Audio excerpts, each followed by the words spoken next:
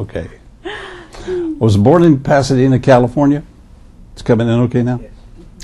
1924, my father was a ministerial student at a church-related college in Pasadena. My first years were with my family, and my father was a minister. But shortly thereafter, we went to a farm in Texas because my grandmother had a farm. Her husband had died, and we became farmers. Still coming in? Yes. Okay.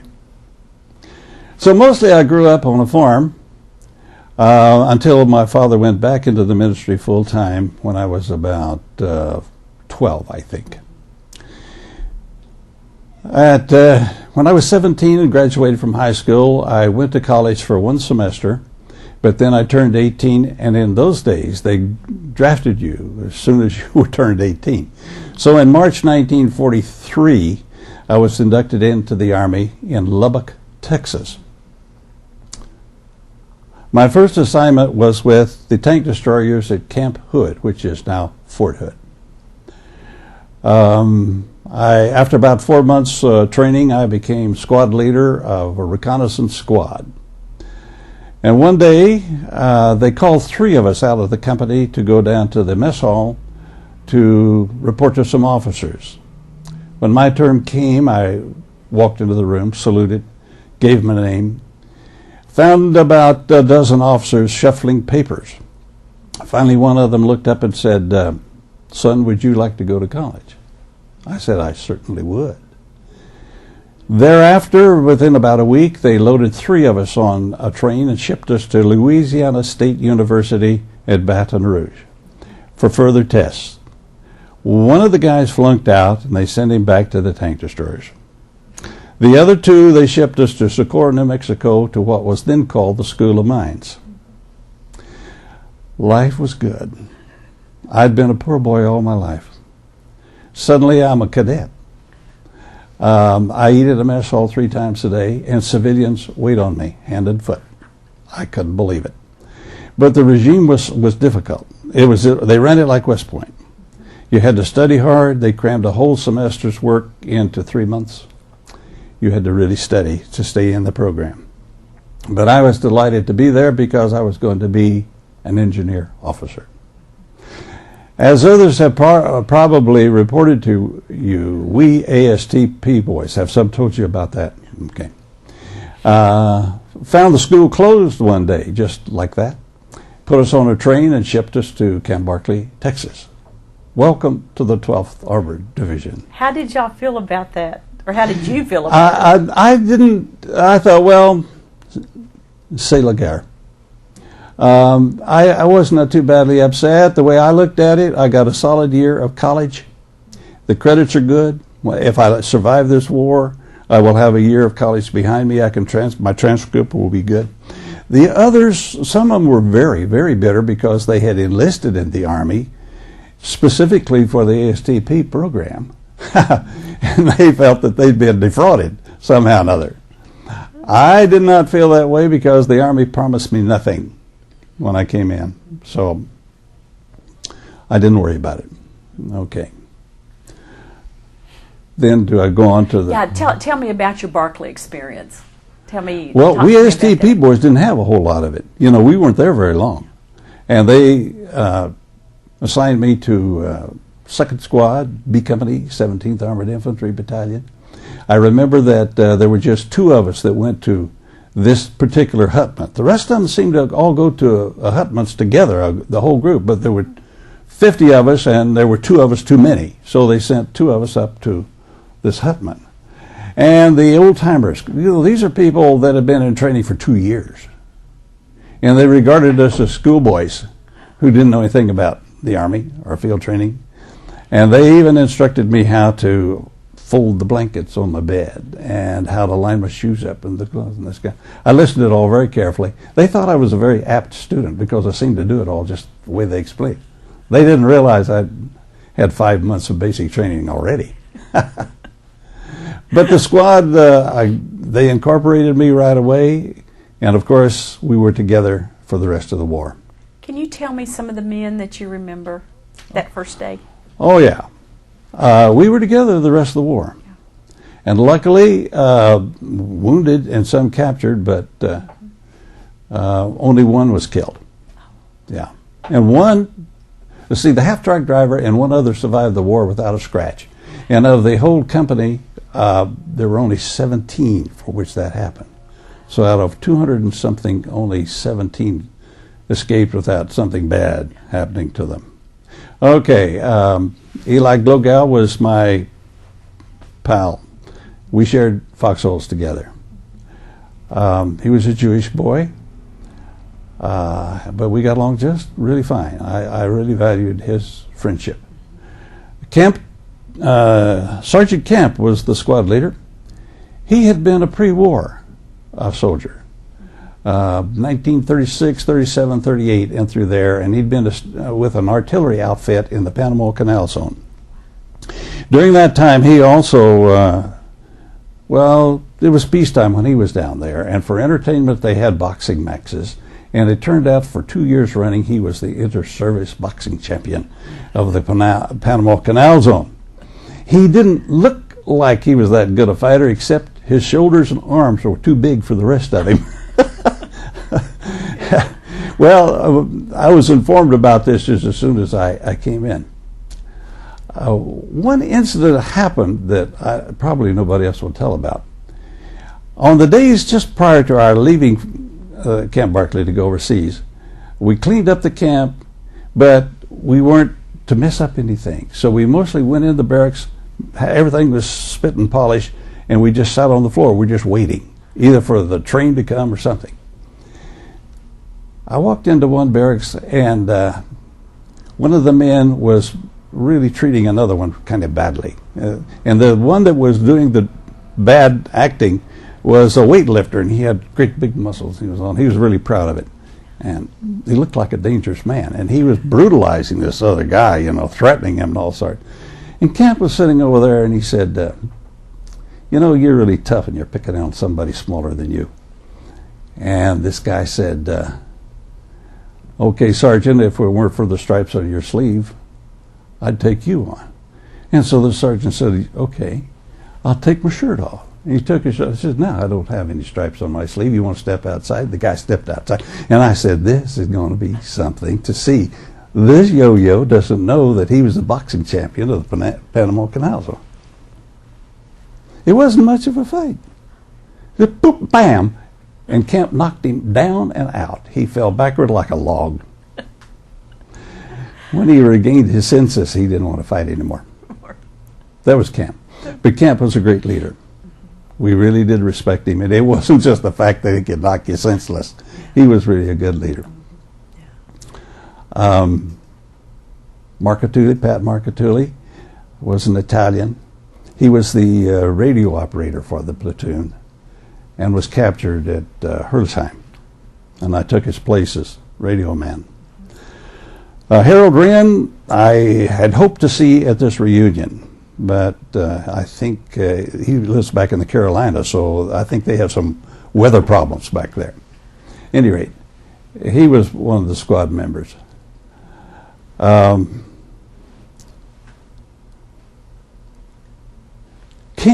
Let's see, what was the name of our... I think I've forgotten the name of our half-track driver. Yeah. Yeah, that's okay. But Harold Wren, and I guess I'm forgetting the name. Piper was one of the others, and he was the one that was killed. I see his name out here on the listing of the things. And the rest of them have never come to reunions. Of course, there was Joe Torriello. He was a standout for the squad. He was sloppy.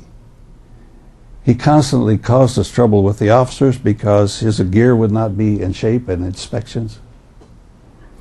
And overseas, he was something else. Let's say he was very romantic. And if you were going out on a mission or something, you had to look around for Joe because he usually was up in the hayloft with some woman. Couldn't understand how he had the energy for such thing for so long. He was like that. It was just ridiculous. That is Joe Torriello. He was always missing when the special equipment was handed out. And in the picture that I have hanging on my wall of the squad, we're all dressed in the right kind of winter gear. We were there when the truck arrived. We had the equipment. Joe wasn't there. So here he is. He's still wearing overshoes. He doesn't have the right kind of coat anymore. And the rest of him looks kind of bedraggled anyway. This was Joe Torriella. However, there's one thing about it. Once they gave the order to advance, Joe was a fighting man. And at the Colmar battle, he won. It was proposed that he get the Silver Star. Captain Ebbage yelled at somebody to take a machine gun over on the right flank because we didn't know we had any German soldiers on the right flank as we went across this place. But we discovered we did. And Joe runs back to the half-track. He grabs one of these 30 caliber machine guns. He can't find anybody else to take the tripod or the box of ammunition. So he just grabs up the gun, throws the belt of ammunition across his shoulder, just like some guys do in the movies. You wouldn't believe it. And he ran out there firing that thing all by himself. They didn't give him a Silver Star because he had too many court-martials on his record. You want any more stories like that? Let's go to Europe. Let's get to Europe. So I know kind of what happened in Shanks and all that stuff. Get me over to Europe and your first impressions in those first days of battle. First days of battle. You do know we landed at Le Havre, and we were out at Afay for a month, I think. The chateau itself had been bombed. One bomb had hit us square in the middle. And the British had bombed the thing because it had been a V-1 launching site. Clark, our half-track driver, was a born thief and scrounger. And he got to looking around. And the portions of the chateau that were still intact were occupied by the officers. But he found out that the basement, which was mostly filled with mud, was still quite intact, and that if we got our shovels and got to work, we could shovel the thing out. And it would be nice and cozy. We did that. So for our month in Afay, 1st Squad, 2nd Platoon had nice quarters. We were cozy. Then we were transferred, and they left our squad behind to guard some ordnance equipment in town. So their first battles there at Benning Barracks, we weren't there. All right, the first day of battle. We approached at night, and we were to go to Rohrbach. And as it was dark, quite dark. You know, it's December, and the snow clouds were hanging low, and it was very slow traveling.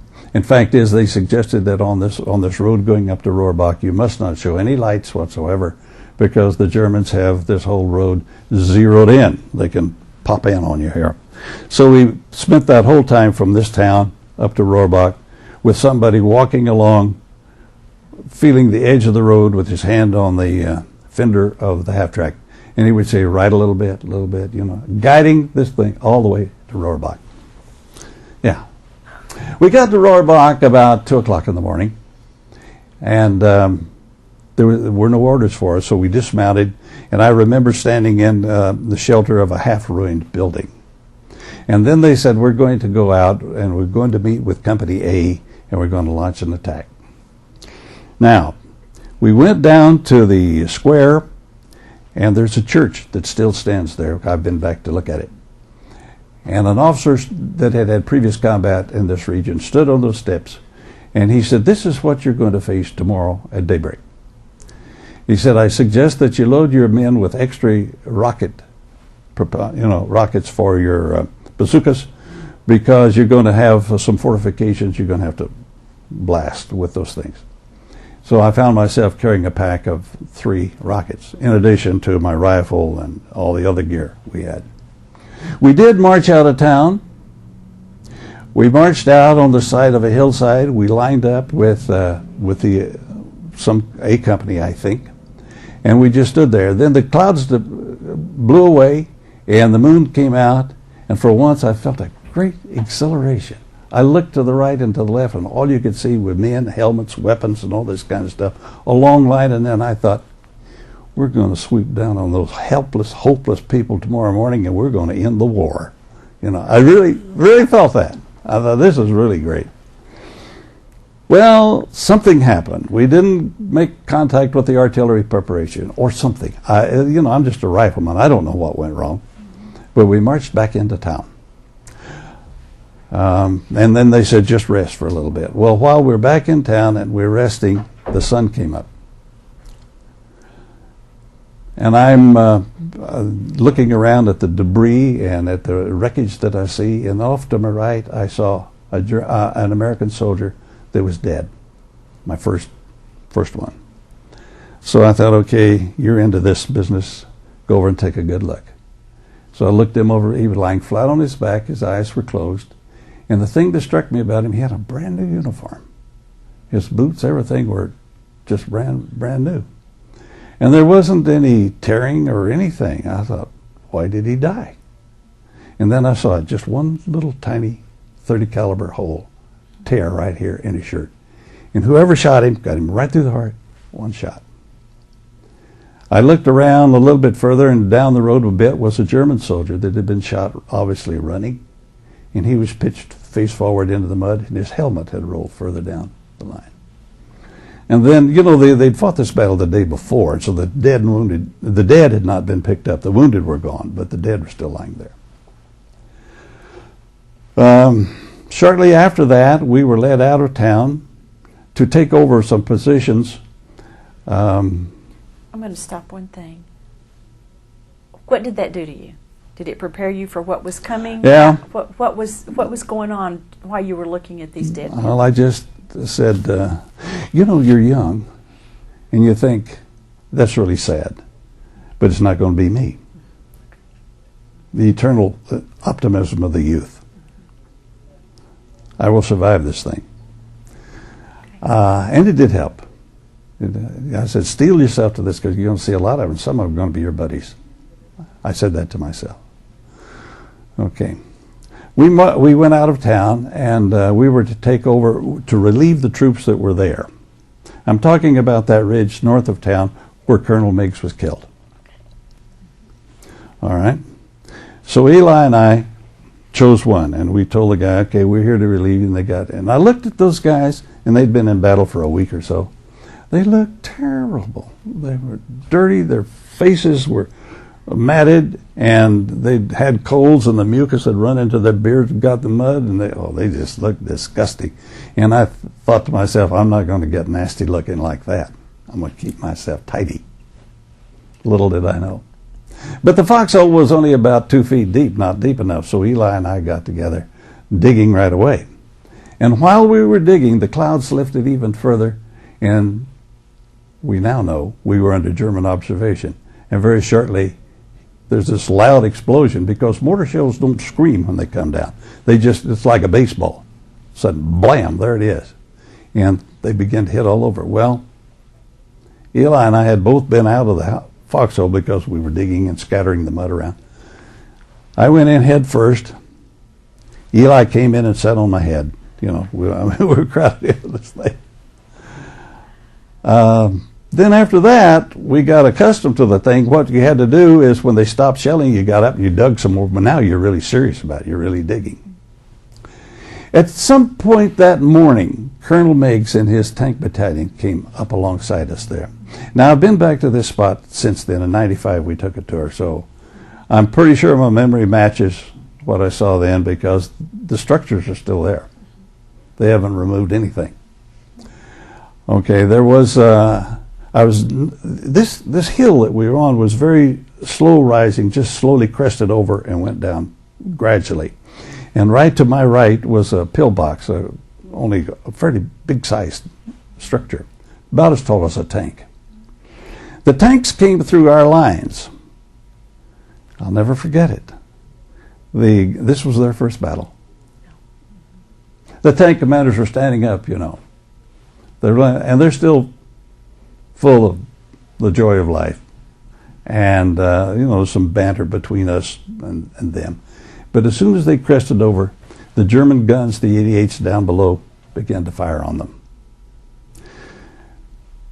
Off to my right a little bit, and down, I would guess, 40 yards, one tank got hit. And we saw it got hit. And the crew began to jump out. And we knew that there were 5 members of the crew. So we counted, Eli and I counted 1, 2, 3, 4. 4 guys jumped out. And we thought, one guy's still in there, probably dead. But as we were looking at the tank, suddenly the gun on this tank fired. Yeah. And we thought, well, how could that happen? And then just a couple of minutes later, bam, it fired again. And then the gunner jumped out. Later, we learned that that gunner happened to be looking through his sights at the spot where that concealed German gun was, and he saw the muzzle flash. And he resolved to stay with the tank long enough to swivel the gun around and put some shots right on that gun down there. I understand that he was awarded a Silver Star for having the bravery to do this kind of thing. Now, Colonel Meigs, I didn't know it was Colonel Meigs. I just knew it was a tank. Pulled up behind this pillbox off to my right about 30 paces. And the commander of it stood up in the thing and he was waving something. I have since learned that it was a map case, and he was trying to regroup his battalion. And while I'm staring at it, there was just a great flash across the thing, and whoever the tank commander was gone.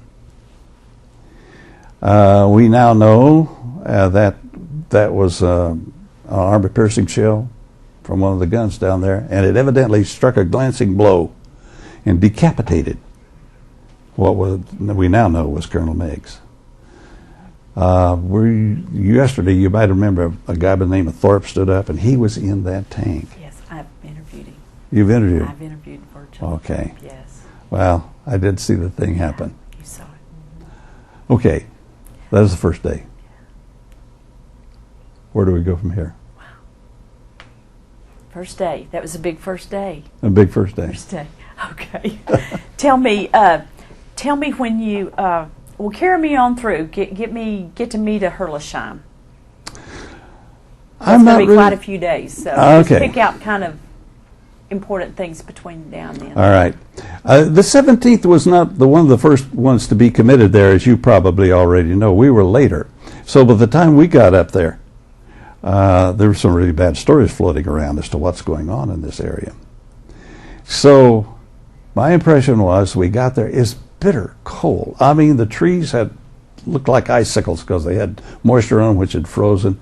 The telephone wires also had that thing. Some of them were broken from the weight of the ice that was on them. It was incredible. It was bitter cold. And we dismounted from our half-track, so we were going to fight on foot. And so we lined up, and I remember that as we went toward the area where we're going to depart on the attack, we went through the lines, and I think it was the 42nd. You probably know for sure. I think it was the 42nd Division. And these guys had established a permanent defense line. And, of course, they're foot infantry. They tend to stay in one place for a while as defense. And they really had deep foxholes with logs across the top and dirt on top of that. I think they could have survived a mortar barrage easily with the fortifications there.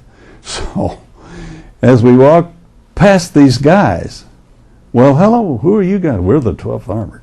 Okay. Well, what are you going to do here? You know, they're holding the line. What are you guys doing here? We're going to attack that town over there, Hurtlesheim. We said we're going to take that town. I remember one of the guys in the foxhole said, "Sure you are."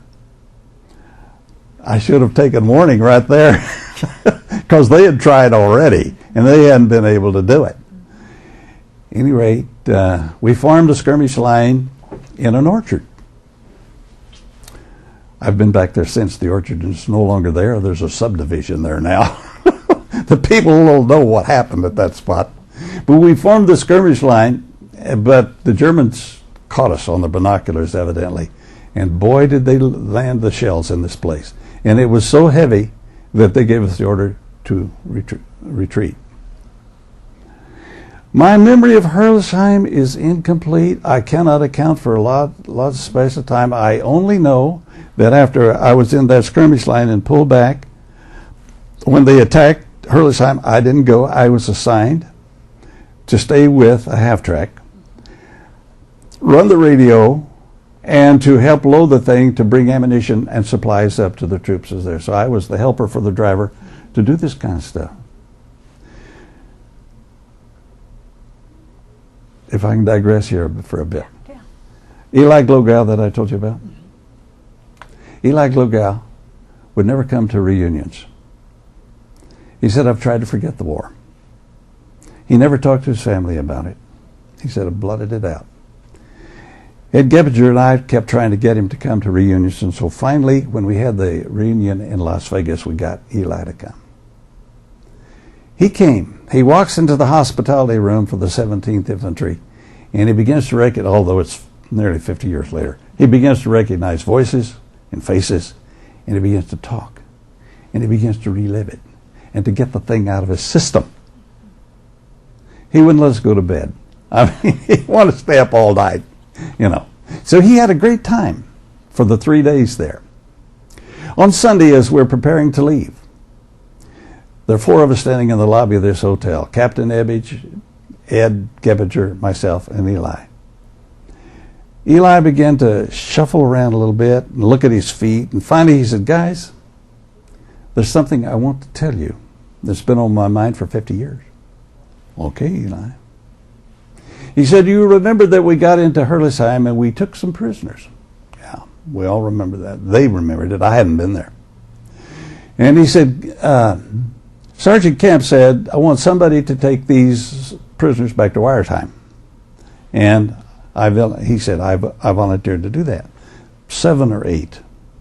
So he put the gun on these guys and walks them back to Wyersheim. It's just before sundown. And he said, I got back to Wyersheim, I delivered the prisoners to the MPs, and then I stayed in Wyersheim for the rest of the week.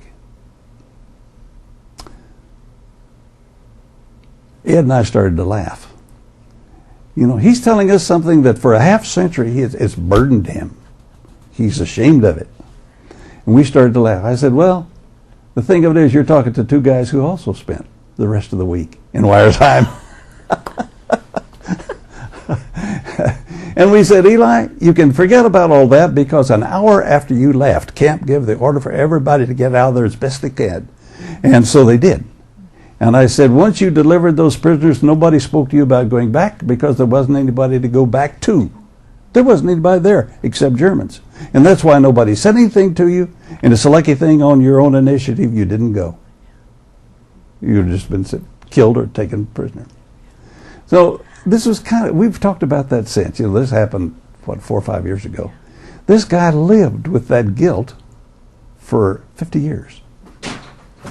His wife saw us, Eli died 1.5 years ago, and she said that was one of the finest things that ever happened to Eli, to finally get that thing off his chest, because she knew about it and knew that it troubled him.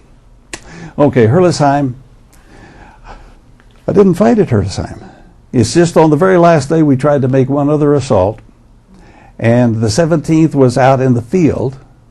As you look toward Hurtlesheim, the Steinwald was on the right, and we were in the field, and I believe it was the 56th that was to go through the Steinwald, and we were to go across the field.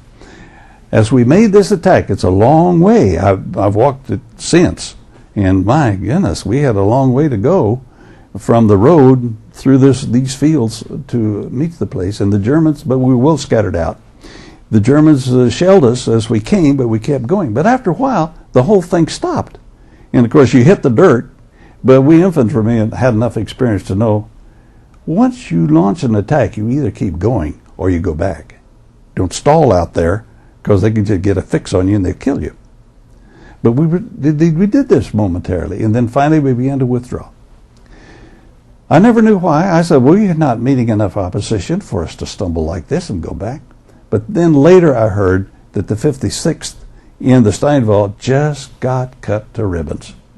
And the right wing couldn't advance, so they called off the whole show. We went back to Wyersheim, loaded in the half-tracks, and left. For me, that's Hurtlesheim. You have to talk to other people that actually fought in the town. I didn't fight there. Were you at Hurtlesheim 2? Was this Hurtlesheim 2 that you just explained? This is Hurtlesheim 1. Okay. And Hurtlesheim 2 was a small affair. Yeah, initially it was only B Company. Just one company. We left Colmar in the evening, and we went along this road, along the railroad track. The main rail lane from Colmar to Paris is there. It's two sets of tracks. It's still there. It's still a very busy railroad, and the road ran alongside it. We stopped alongside the road and spent the night there, just sitting in our half tracks. And they said, "Just be quiet. The Germans don't know we're here." Off to our right, about a mile away, there was another American unit that was going on a road parallel to ours, about a mile away.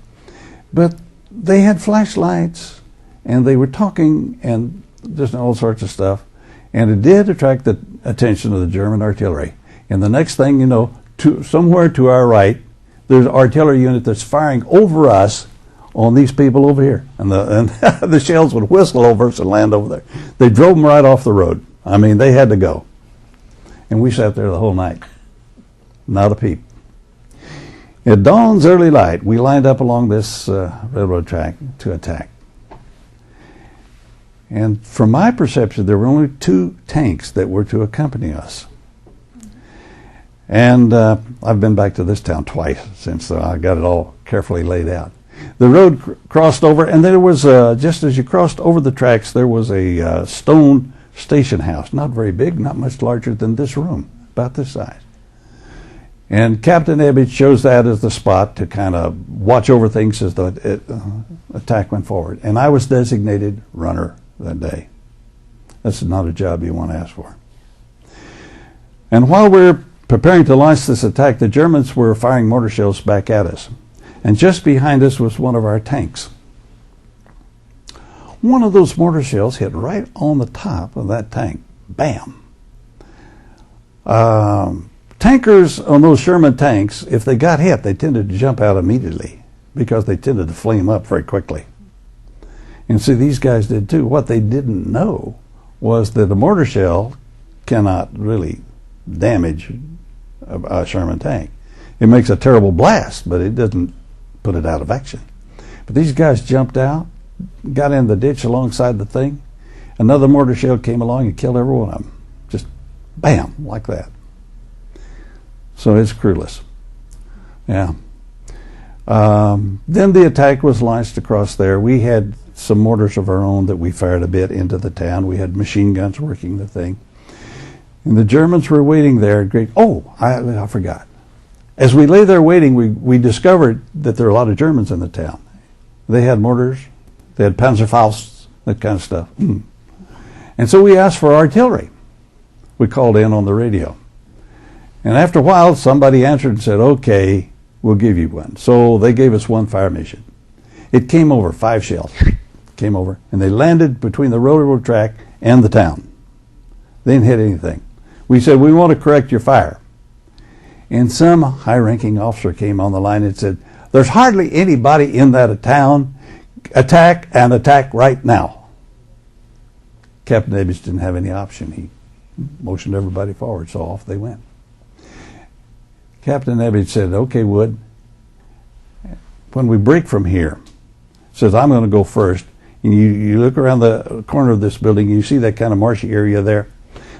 I'm going to run to there, then I'll hit the dirt." Because all this was open space before you finally got to the buildings, and the Germans were raking it with machine gun fire. And we were losing guys out there in that open field. So you wanted to be on the move really fast as you went. Okay, so he ran. And I peeked my head around the corner to see how far he'd gone, if he'd hit the dirt yet. And evidently some German machine gunner said, "I'm going to get the next so-and-so that pokes his head around the corner of that thing." Because when I looked around, a burst of machine gun bullets hit right at the base of that thing. I jumped back, and fright just practically paralyzes you when it's that close. It didn't like the movie where they just go on and do something. I go, "Dear God, I missed getting my feet shot off." All right. Then I thought, but I got to look again. And so the next time I looked around, the machine gunner had realized he had fired low. So he fired head high, and his bullets hit that rock thing like this and glanced in front of my face. And I thought, well, I'm not going to look around the corner anymore. And when the next time I go around this corner, I'm going to be in a dead run. All right. But when I did break to run, there was no fire. Evidently somebody had spotted the machine gunner and killed him because there was nothing. All right. As the attack went forward, it kind of went into two things. There were some buildings over here and there were some over here, and so they divided up. Half the company went over here and half went over here. All right. This group over here were much closer to the main part of town. They were part of the town, but this building was somewhat separated. And once we all went and got down behind these buildings, we found over here we're pretty well isolated because now the Germans could concentrate on this building. There are about 30 or 40 guys behind this building. And you looked around the corner, they immediately fired at you. So I remember the house is still there. I've been back, yeah, it's still there. And it had one of these concrete curbings around a raised front yard up about this high. A curbing that high is a blessing to an infantryman because you can get alongside that, even your butt is covered. You know, so I flattened out there. And I thought, I'll just stay here. This is a good spot. And then I heard Captain Ebbage calling me. I want the runner. So I go over there to him. He said, Wood, run across to that other building where the rest of the company is and tell them to attack directly across the street at that barn that's over there because there are machine guns in there that got us pinned down here. And I thought, they got us pinned down and I'm supposed to take my white skin out there and let them kill me. And I thought, you're going to die. You know, you think that. Well, as I appeared around the corner and I looked at where I had to go, there was one tank that was on the road. And I thought, I planned it out. I'll run behind the tank, but I won't stop running because if you do, they'll only give them time to really get set up for you. So as I ran, evidently, the commander of that tank was watching, you know, through the periscopes. And the moment I broke cover to run, that guy put on a firing bam, the cannon fires, the bow machine gun begins to fire, and he just fired rapidly at those buildings there. He gave me covering fire. Wow. Nobody shot at me on that run across over there. I made it safely. So I always felt that I owed a debt of gratitude to that guy in there. Captain Ebbage, our company commander, knew that, and he said it was the captain of that company that was in that tank, and he was the one that really loved to fire his guns. He really did like to shoot, and he would do it under any pretext. And when he saw you starting to run, he let fire. Okay, I went over there. I told Sergeant Hall the order, and just about the time he's getting the men to go, the Germans decided we're crowded up against this building, and they're down the street there someplace, and they can't really get at us. And they began to fire Panzerfaust up into the air like this, and you could see them coming over, and they're going to try to drop them on us like that. But they never really dropped them close enough to do us any damage. We just watched them come over and explode. And then they did launch the attack. We got bogged down in the town. We cleared some areas, but we didn't have the strength. The town was pretty good size. Which town was this? Pardon? Which town was it? Hurtlesheim. It was still Hurtlesheim, okay. Number 2. Okay. Mm-hmm. It's still there. I've been back there since. It's even bigger now. Yeah. Late in that afternoon, they sent some replacements. I think they got cooks and mechanics and all sorts of stuff. I remember a group of about 30 that joined us. And we cleared the rest of the town. That was Hurtlesheim number 2. We lost a lot of men there. Where do we go from here? Where did you go next? Where did they send you next? You know, from this point on, I can't really tell you. And I've been talking to Ed Geppinger about it. We have a battalion history. And it talks about, it can pinpoint where the battalion headquarters were on certain days. But that doesn't tell you where I was. Right. I might have been 10 miles away. Right. And this Thorpe that is here has maps of where the 23rd were. And we were, so let's say, married to the 23rd. We were part of a combat team. The 23rd Tank and the 17th Infantry, we fought together. And Ed tells me this morning that he has the maps of all of their things. I will spare no expense to get a hold of this map so I can really know. I remember incidents from then on, particular things that happened. We liberated, west of the Rhine even, before we got to the Rhine, we liberated a concentration camp. I understand later it was a food processing camp. They had slave laborers there. And the people that were in this camp were Poles. Yeah. But I don't find, and I didn't find any remarks about that in our battalion history, but I did find it in one of the tank battalions. And they gave me the date and the time and the name of the place where we had this happen. So did you free them, or was it one of those things you saw it, kind of closed it down, and you kept on moving? They tried to keep us not even stopping. Right. For various reasons. They didn't want the momentum of our attack to stop. And I've since learned they didn't want us getting out because those places were disease-ridden. But we got into the thing, and these poor people swarmed around our half-track. One of our guys in one of the half-tracks up ahead spoke Polish, and he talked to them and identified them as Polish. We think about concentration camps and Jews, and that's true, they were. But there were Poles also, and all sorts of other people. But we got bogged down because just the crowd of those prisoners crowded around us so much we couldn't go ahead.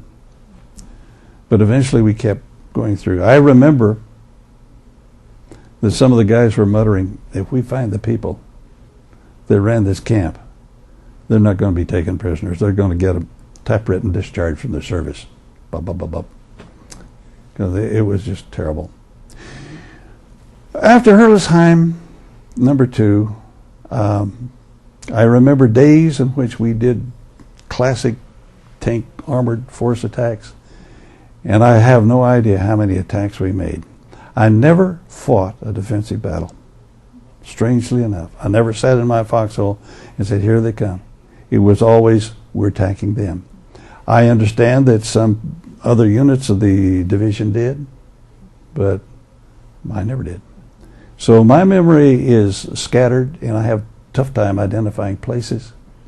There is one place that I've been told, they got it pinpointed, and this happened on April the 1st. We were in the Netcar Valley. I've even got that located. And this is kind of famous because tourists go there, you know, do this kind of thing. All right. And we were going up the valley, and the Germans were trying to stop us by putting successive lines of defense here and there. They would scrape up stragglers from other units, or they'd have units that had never been committed yet, or newly recruited units. You found a lot of boys in some of these things, you know, facing us.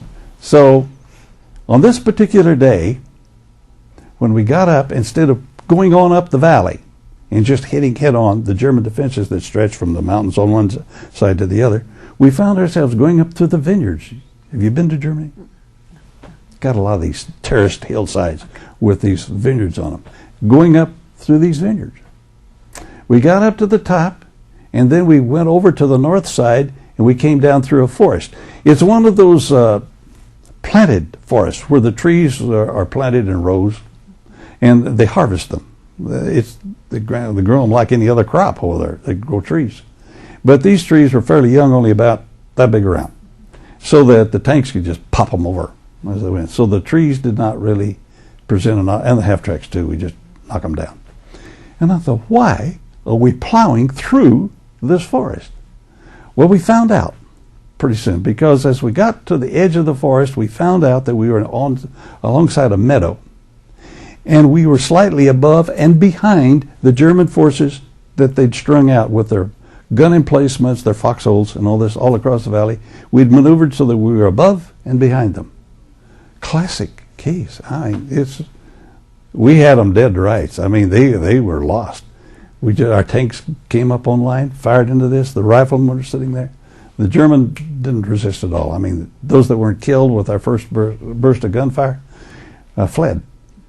Well, then the idea was get the riflemen and the tanks, get them moving again, and rush across the meadow to this town.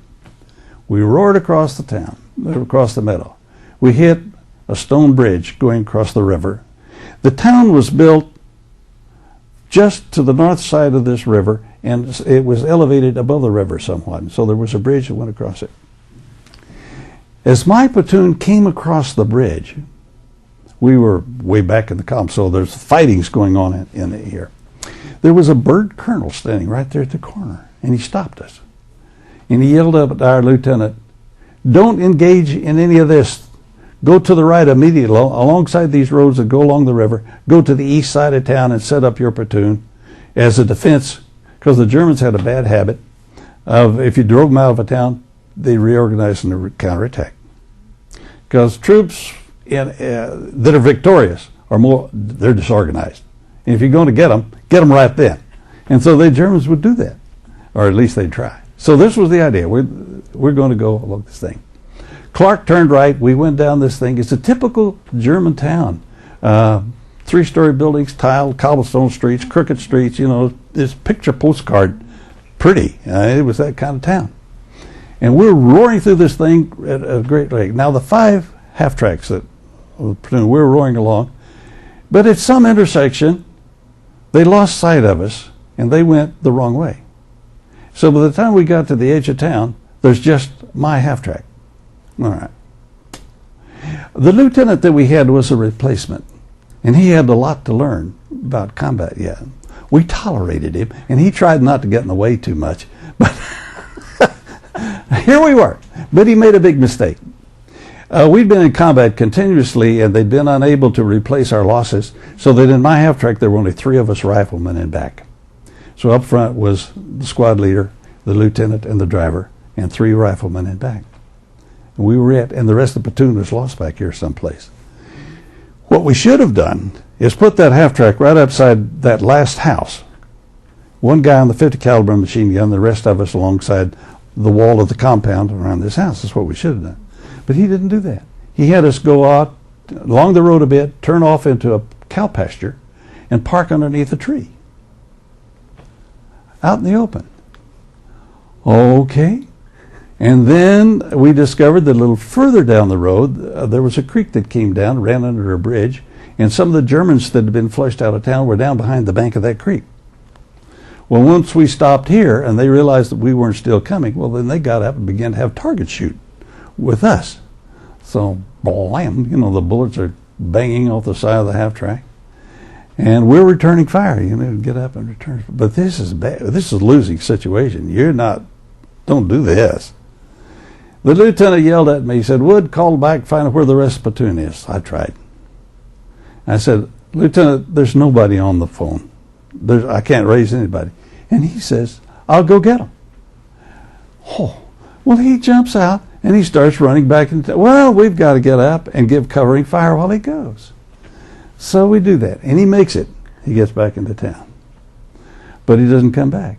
And so we're out here doing this target practice with those Germans down there. And then the squad leader said to me, "What do you hear from the lieutenant?" I said, "The lieutenant is not calling us. Nobody's calling us." He said, "I'll go find him." He jumps out, and he starts back into town. This is a true story. That's a true story. He runs back into town. We got to jump up and give him covering fire while he gets it. He makes it. All right. Very shortly after that, one of the tree limbs fell down into the half-track because some of the bullets from the Germans clipped off this little tree limb. And I looked up, and they were leaving tracers across, and I identified instantly. When you're a frontline soldier, you get to be an expert on all types of ordnance, and you can identify usually by the sound what it is. And I looked up, and I knew that was 20 millimeter. 20 millimeter will punch right through a half-track. It'll go right through the armor. The bullets from the machine guns, okay, that's one thing. But this is going to get us. I kicked the back of the driver's seat, and I said, "Clark, for heaven's sake, that's 20 millimeter they're shooting at. Get us out of here." He didn't even turn around. He just put the thing in reverse, and we roared back into town. And he's having to do this by looking just through the little slits, on that shield in front of him. He did get on the road, and he did get back right alongside that last house. And then there was one of these huge timbered wagons that the Germans had. In those days, they had the barns with their houses. Sometimes they're all one unit. And they would scrape out the manure every morning and put it on pads, the concrete pads they had by the house, and then they would put on the heavy beamed wagons and haul them out to the field. That's how you can farm the same things for century after century, because it kept fertilizing the soil. Well, we hit one of those things and crashed right into it. Well, the broken timbers of the wagon got in our sprockets and in our wheels like this, and we're stuck. And we're just kind of jumping up and down. And the 20mm gunner got the range. I felt one hit, the jar, as it hit just below my seat. And then there was another one up here. This a 20mm is really a rapid fire gun. It's heavy duty. They use them on airplanes nowadays, but that's what they are. We realized that this thing is going to blow up. We got all this gasoline, this ammunition, and now we're being punctured. Get out. All right. They went out. I forgot that I had the radio set on with the little earplugs in like this. So as I went out, it almost took my head off because this thing was, so I had to disengage from my headset. I jumped over the thing and I landed in some of the wreckage of the wagon. It caught me just above the boot, went up into the pant leg and caught me there. And I'm stuck for a minute. The other guys got across the street all right, but now I'm the sole target for that gunner back there.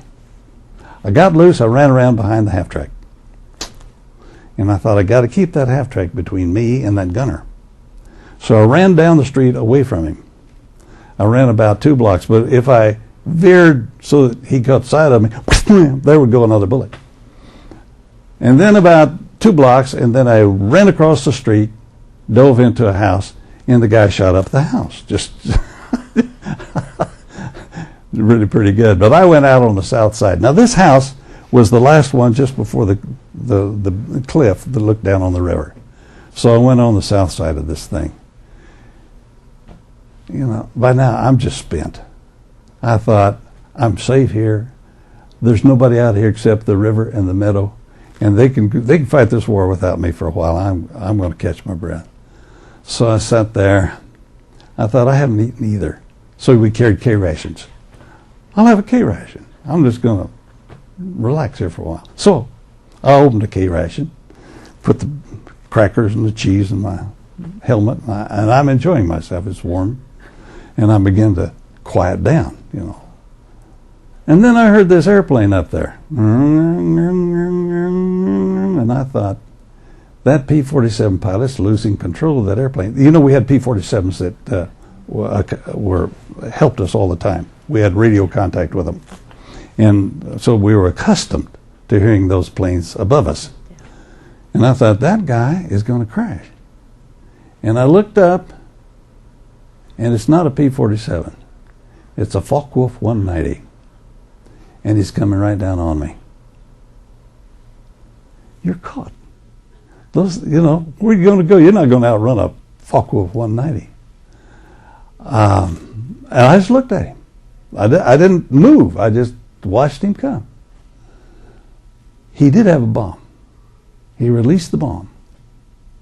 But he wasn't aiming at me. He's aiming at the house across the street. He hit it. Then he flies off. Terrific explosion. Those aerial bombs, 500-pound bomb, man, they make it. They not only destroy the house, they dig a hole in the ground. Now, I told this story 15 years ago, and Ed Geppinger, who poked his head in here, said, let me tell you the rest of this thing. He was near that house. He heard the airplane coming.